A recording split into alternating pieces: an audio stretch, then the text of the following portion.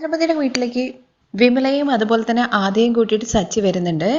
ചന്ദ്രമതി ഒഴികെ ബാക്കി എല്ലാവരും ആദ്യയും അതുപോലെ തന്നെ വിമലയും അവിടെ നിർത്താൻ വേണ്ടിയിട്ട് സപ്പോർട്ട് ചെയ്യുന്ന രീതിയിലാണ് സംസാരിക്കുന്നത്. അങ്ങനെ അവസാനം ചന്ദ്രമതിക്ക് ഒരു നിവൃത്തിയില്ലാതാവാണ്. എങ്കിലും ചന്ദ്രമതിയാണെന്നുണ്ടെങ്കിൽ ശ്രുതിയുടെ അടുത്ത് അവരെ എത്രയും വേഗം തന്നെ ഇവിടുന്ന് പറഞ്ഞു വിടണം എന്നൊക്കെ പറഞ്ഞുകൊണ്ട് പ്രഷർ ചെലുത്തിക്കൊണ്ടേ ഇരിക്കുവാണേ.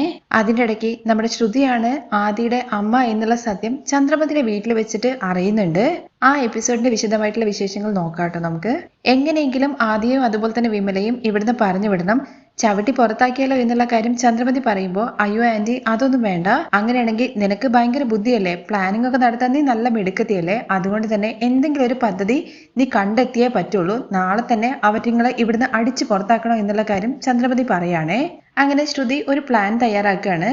അത് മറ്റൊന്നിനു വേണ്ടിയിട്ടല്ല, ശ്രുതിക്ക് തന്റെ മകന്റെ അടുത്ത് അവിടുന്ന് എല്ലാവരും ഉള്ള സമയത്ത് സംസാരിക്കാൻ വേണ്ടി പറ്റില്ല. കാരണം ആദ്യമാണെന്നുണ്ടെങ്കിൽ സുഖമില്ലാതെ കിടക്കല്ലേ, ഒരു അമ്മയുടെ പരിചരണമൊക്കെ ആദിക്ക് കൊടുക്കണം എന്നുള്ളൊരു ആഗ്രഹം ശ്രുതിക്കുണ്ട്. അതുകൊണ്ട് തന്നെ രേവതിയും സച്ചിയും അവിടുന്ന് പറഞ്ഞു വിട്ടാൽ മാത്രമേ ഇവരവിടുന്ന് പുറത്തേക്ക് കൊണ്ടുപോകാൻ വേണ്ടി പറ്റുള്ളൂ. അതുമാത്രമല്ല അവൾക്ക് അവരുടെ കൂടെ ഇരിക്കാനും പറ്റത്തുള്ളൂ.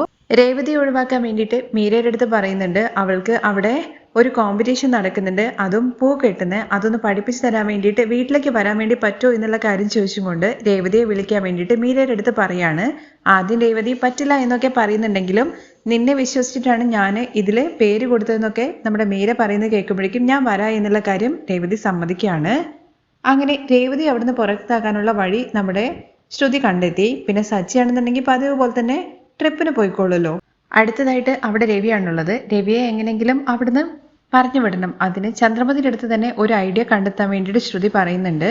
എല്ലാവരും ഇവിടുന്ന് പോയി കഴിഞ്ഞ് കഴിഞ്ഞാൽ ഇവരെ എനിക്ക് ഇവിടുന്ന് എന്തെങ്കിലും പറഞ്ഞിട്ട് പുറത്താക്കാൻ വേണ്ടി പറ്റും എന്നുള്ള കാര്യം ശ്രുതി പറയാണ്. അങ്ങനെയാണെന്നുണ്ടെങ്കിൽ രവിയേട്ടനെയും കൂട്ടിയിട്ട് ഞാൻ ദൂരെയുള്ള ഒരു അമ്പലത്തിൽ പോകാം എന്ന് പറഞ്ഞിട്ട് രാവിലെ തന്നെ രവിയെയും കൂട്ടിയിട്ട് അമ്പലത്തിലേക്കാണെന്നും പറഞ്ഞിട്ട് നമ്മുടെ ചന്ദ്രമതി അവിടുന്ന് പോകുന്നുണ്ട്. രവി ആദ്യമൊന്നും സമ്മതിക്കുന്നില്ല കേട്ടോ. പക്ഷേ ശ്രുതിക്ക് വേണ്ടിയിട്ട് ബിസിനസ് ഒക്കെ ആരംഭിച്ചിട്ട് ഒരു പൂജ ചെയ്യുക എന്നുള്ള കാര്യം ഞാൻ പ്രാർത്ഥിച്ചിട്ടുണ്ടായിരുന്നു. അതിന് വേണ്ടിയിട്ടാണ് ആദ്യം രവി പറയുന്നുണ്ട് നീ ഒറ്റയ്ക്ക് പൊക്കോ എന്നുള്ള കാര്യം. എന്നാൽ നിങ്ങൾക്ക് സച്ചിയോട് മാത്രമേ സ്നേഹമുള്ളൂ, നിങ്ങളുടെ മകൻ തന്നെയല്ലേ സുധി, അവനോട് നിങ്ങൾക്ക് ഒരു സ്നേഹവും ഇല്ല എന്നൊക്കെ പറഞ്ഞിട്ട് ബ്ലാക്ക് മെയിൽ ചെയ്യുന്ന സമയത്ത് ഞാനും കൂടെ വരാം എന്നുള്ള കാര്യം ഒരു നിവൃത്തിയില്ലാതെ രവി പറയാണ്. അങ്ങനെ രവിയും കൂട്ടിയിട്ട് അവിടുന്ന് പോവുകയാണ്. അത് കഴിഞ്ഞിട്ടാണ് വർഷയും അതുപോലെ ശ്രീകാന്തും പോകുന്നത്. പിന്നെ വീട്ടില് നമ്മുടെ സച്ചിയും അതുപോലെ തന്നെ വിമലയും ആദ്യം ശ്രുതി മാത്രമേ ഉള്ളൂ കേട്ടോ. സച്ചി പോകാൻ വേണ്ടിയിട്ട് ശ്രുതിയാണെന്നുണ്ടെങ്കിൽ ശ്രുതിയുടെ റൂമിൽ നിന്ന് പുറത്തിറങ്ങാതെ വെയിറ്റ് ചെയ്ത് ഇങ്ങനെ നിൽക്കുവാണ്. സച്ചി പോകാൻ വേണ്ടിയിട്ട് ഒരു ട്രിപ്പ് കിട്ടുന്നുണ്ട്. അങ്ങനെ പോകാൻ വേണ്ടി ഇറങ്ങുമ്പോഴേക്കും ആ ട്രിപ്പ് ക്യാൻസൽ ആവാണ്. അങ്ങനെ ആയതുകൊണ്ട് എന്തായാലും നന്നായി, രേവതി ഇവിടെ ഇല്ലാത്തതല്ലേ, അതുകൊണ്ട് ഞാൻ ഇവിടെ കൂടെ ഇരിക്കുക എന്നുള്ള കാര്യം പറഞ്ഞിട്ട് ആദ്യമായിട്ട് കളിച്ചുകൊണ്ടിരിക്കുകയാണ് സച്ചി.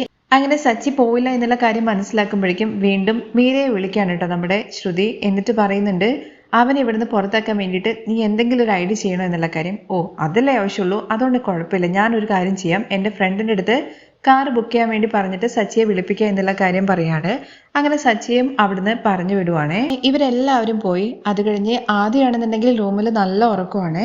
ആദ്യയുടെ അടുത്ത് കുറച്ചു നേരം ഇങ്ങനെ ഇരുന്ന് തലയൊക്കെ തലോടുന്നുണ്ട്. അത് കഴിഞ്ഞിട്ട് ശ്രുതിയാണെങ്കിൽ ദേഷ്യം പിടിച്ചിട്ട് വിമലയ്ക്ക് അരികിലേക്ക് ചെല്ലുവാണേ. അമ്മയ്ക്ക് കുറച്ചെങ്കിലും അറിവുണ്ടോ, അമ്മ എന്ത് പണിയാണ് ചെയ്യുന്നത്, ഞാനിവിടെ നിൽക്കരുതെന്നുള്ള കാര്യമാണ് അമ്മ വിചാരിക്കുന്നത്.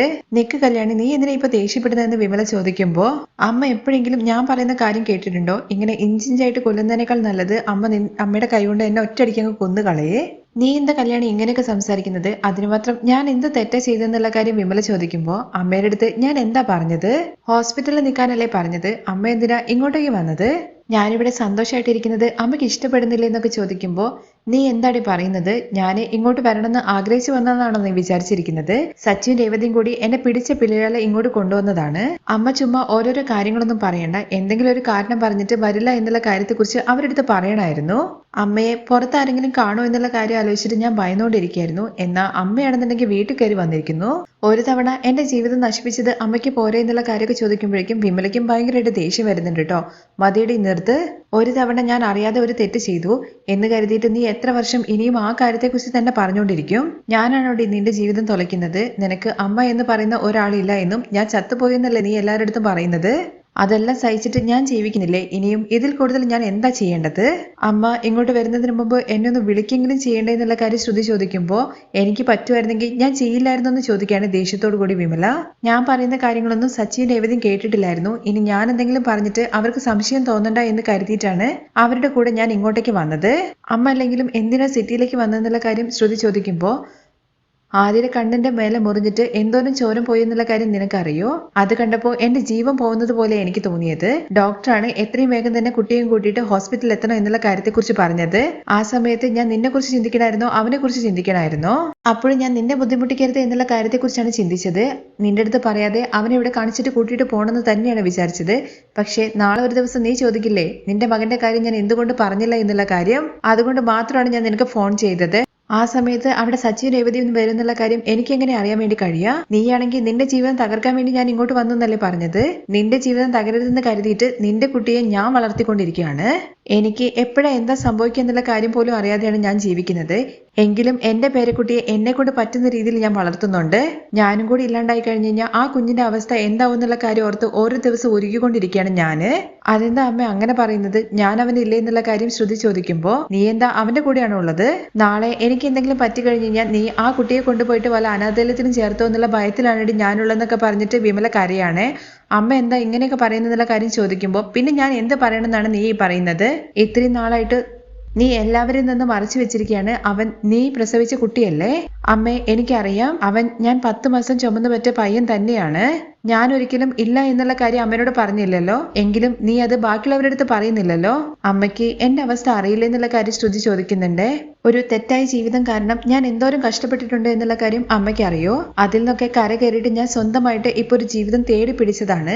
അതിലും ഞാൻ എന്തോരം കഷ്ടപ്പെടുന്നുണ്ടെന്നുള്ള കാര്യം അമ്മയ്ക്ക് അറിയോ? ദിവസം ദിവസം ഓരോ നിമിഷവും ഞാൻ പേടിച്ചുകൊണ്ടാണ് ജീവിക്കുന്നത്. കല്യാണമായിട്ട് 1 വർഷമായി. ഇനിയും നീ എത്ര നാൾ കള്ളം പറഞ്ഞ് ജീവിക്കുന്നുള്ള കാര്യം വിമല ചോദിക്കുന്ന സമയത്ത് അറിയില്ല അമ്മേ. ഇപ്പോഴാണ് ഞാനും ശ്രുതിയും ജീവിക്കാൻ വേണ്ടിയിട്ട് ആരംഭിക്കുന്നത്. നീ എപ്പോഴും നിന്റെ കാര്യങ്ങളെ കുറിച്ച് മാത്രമാണ് കല്യാണം ചിന്തിക്കുന്നത്. നീ എന്താ ആദ്യയെ കുറിച്ച് ചിന്തിക്കാത്തത്? അമ്മേ എന്റെ ലൈഫിൽ ഞാൻ ഇത്രയും കാര്യങ്ങളൊക്കെ ചെയ്യുന്നത് അവനും കൂടി ചേർത്തിട്ടാണ്. ഞാൻ നല്ല രീതിയിൽ ജീവിക്കാൻ വേണ്ടി തുടങ്ങിയാൽ മാത്രമല്ലേ എനിക്ക് അവനെ നോക്കാൻ വേണ്ടി പറ്റുള്ളൂ. ശ്രുതിയും അവന് നല്ലൊരു അച്ഛനായിരിക്കും. അതിനൊക്കെ എനിക്ക് കുറച്ച് ടൈം വേണമെന്ന് പറയാണേ. ഒരുപാട് സമയമില്ല കല്യാണി നമുക്ക് മുന്നിൽ. ആദ്യം ഇപ്പൊ തന്നെ ഒരുപാട് ചോദ്യങ്ങൾ ചോദിച്ചുകൊണ്ടേ ഇരിക്കുകയാണ്. അവൻ വളർന്നുകൊണ്ടിരിക്കുന്ന പയ്യനാണ്. ഇങ്ങോട്ട് നോക്ക്, നീ ജീവിതത്തിൽ നന്നായിട്ട് ജീവിച്ചു കഴിഞ്ഞാൽ അതെനിക്ക് സന്തോഷമുള്ള കാര്യം തന്നെയാണ്. പക്ഷേ ആദ്യം നീ കൈവിടരുത്. അവൻ നിന്റെ മകനാണെന്നുള്ള കാര്യം പറയുമ്പോൾ അമ്മ അതെനിക്ക് പറഞ്ഞു തരേണ്ട കാര്യമില്ല. എനിക്കെന്താ അവനോട് സ്നേഹം ഇല്ലെന്നാണോ? ആദി ഞാൻ പ്രസവിച്ച പയ്യനാണ്. അവന് ആക്സിഡന്റ് ആയത് അറിഞ്ഞിട്ട് ഞാൻ എന്തോരം വേദനിച്ചു എന്നുള്ള കാര്യം അമ്മയ്ക്ക് അറിയോ? രാത്രി ഞാൻ മര്യാദയ്ക്ക് ഉറങ്ങിയിട്ട് പോലുമില്ല. അമ്മ കുറച്ച് നന്നായിട്ട് അവനെ നോക്കിയിട്ടുണ്ടായിരുന്നെങ്കിൽ ഇത്രയും പ്രശ്നം വരില്ലായിരുന്നു. അങ്ങനെയാണെന്നുണ്ടെങ്കിൽ നിന്റെ മകനെ ഇനി നീ തന്നെ നോക്കിക്കോ എന്നുള്ള കാര്യം പറയാണേ. അങ്ങനെ അവര് സംസാരിച്ചുകൊണ്ടിരിക്കുന്ന സമയത്ത് അങ്ങോട്ടേക്ക് ഒരാൾ വരുന്നുണ്ട് കേട്ടോ. അത് കണ്ടിട്ട് ഷോക്കായിട്ട് നിൽക്കുകയാണ് നമ്മുടെ വിമലയും അതുപോലെ തന്നെ ശ്രുതിയും. അങ്ങനെ ശ്രുതിയാണ് ആദിയുടെ അമ്മ എന്നുള്ള സത്യം അയാൾ മനസ്സിലാക്കാണ്.